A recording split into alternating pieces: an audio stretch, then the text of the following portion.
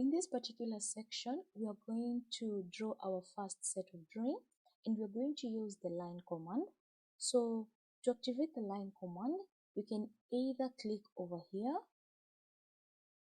As you can see, our line command is active, or hit escape, or you can just type in L, that is the shortcut key for line, then hit enter. As you can see, our line tool is active.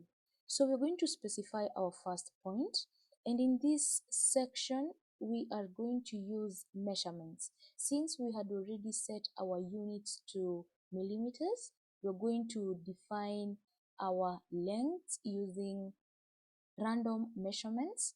So for this line, we can have 200 millimeters.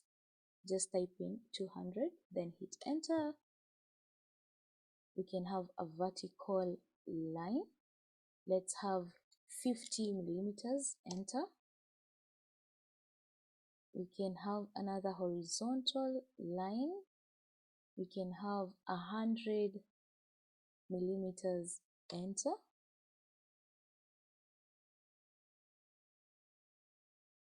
Then we can opt to have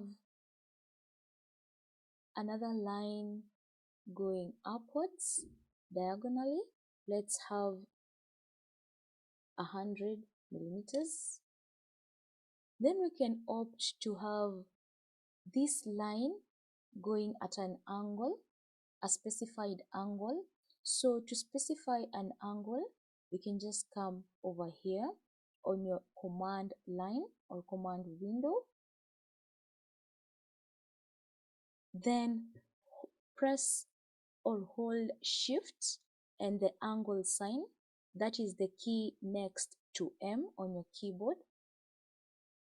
Then type in the degrees of the angle that you want to make. Let's have 30. Then hit enter. So it has already given us an angle. So what we are going to do is just define a distance for that line. We can have it as 100. We can have another line measuring 150 millimeters. Then we can opt for maybe a 90-degree line, a 90-degree line. So with that still, come over here, press hold shift and the angle sign, then write 90. Give a direction of where you want your line to go using your cursor, then hit enter. As you can see, now our line is perpendicular, 90 degrees. So what you can do is now define the distance of that line. We can have it as 60 millimeters, enter. So we can go on and on and on and on and on with the line tool.